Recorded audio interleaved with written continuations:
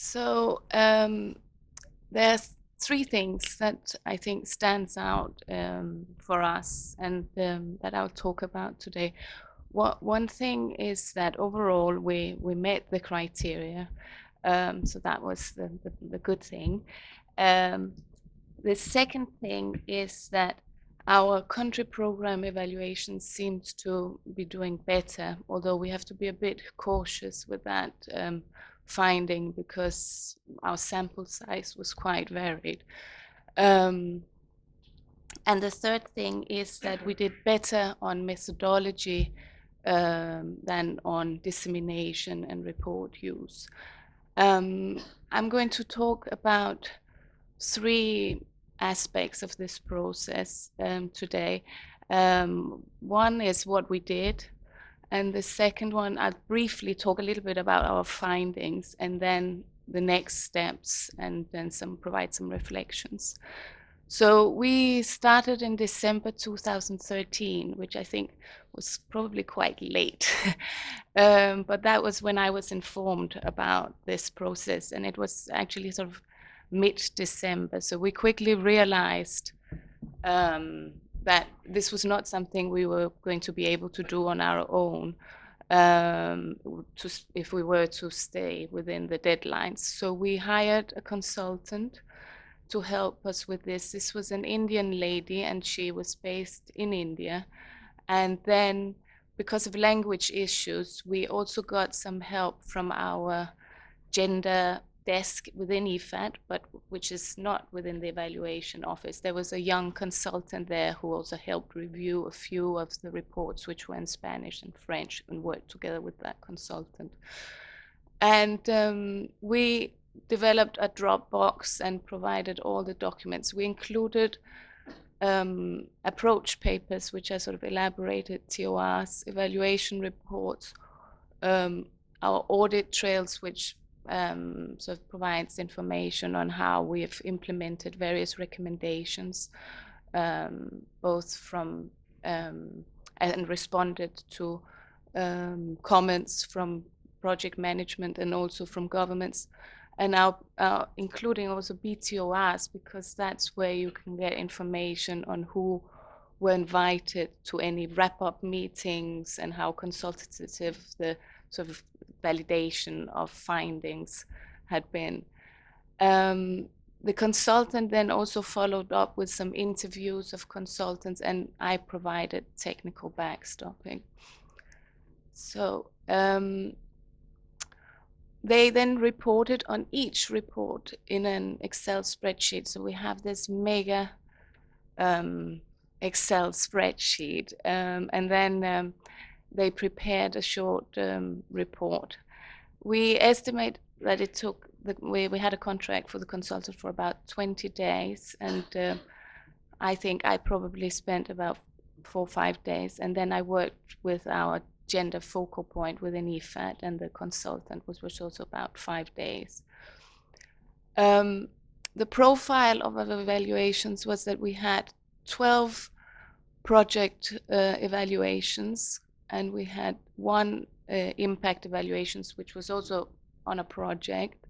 We then had 7 program evaluations and 2 corporate level evaluations, which were covering efficiency and direct supervision. And then we had 3 syntheses, one on cooperatives, water, and result-based country strategies. So quite a varied sample.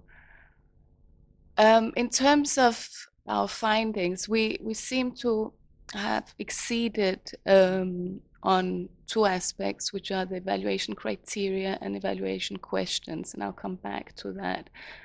On the management response, we were only approaching, and the rest we were meeting.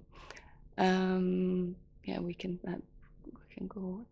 So, as I said in the beginning, our findings were that we met the overall average criteria, and our performance was best in methodology and weakest in report use. The country program evaluations appears to be better, but we have to be very cautious. But it would make sense, because that is where We have a bigger team in the field, and would have a consultant who would be dedicated to reporting on social issues, including gender. So what were the reasons for these achievements? Well, IFAD's overall goal and sectorial involvement lends itself well to include gender aspects. So we work in water, natural resource management, agriculture, and it's easy to integrate gender into those sectors. We have most of the a number of the projects have a gender-sensitive project design, and may even have a gender included in the overall goal. For example, one of the projects we looked at was a microfinance project, and empowering women were included in the overall goal of the project. In some cases, we also found quite good M&E. We had examples of projects where they had commissioned special studies on how well they had mainstreamed gender. And we also do collect disaggregated data on gender. We have a very clear policy on gender equality and women's empowerment, which I think helps because it lays out the 3 areas that we are focusing on, which is equality in the workload, including the, gender in decision making, and empowering women. We also, since 2010, have a specific criteria on gender, which means that for all our project and country program evaluations, at least, maybe less so in our more corporate level evaluations and thematic evaluations, but we do systematically include gender aspects into our evaluations, and have a set of questions that we need to answer. And this was in response to a corporate gender evaluation, because previously the way we were assessing gender was sort of, it was mainstreamed into all the criteria, but then it got lost. So we decided to have a specific criteria on that. And then it was found that overall the gender expertise was within our team was okay. So, but although the gender expertise within our team was okay, it still varies a lot, and the gender balance also in our evaluations could be better.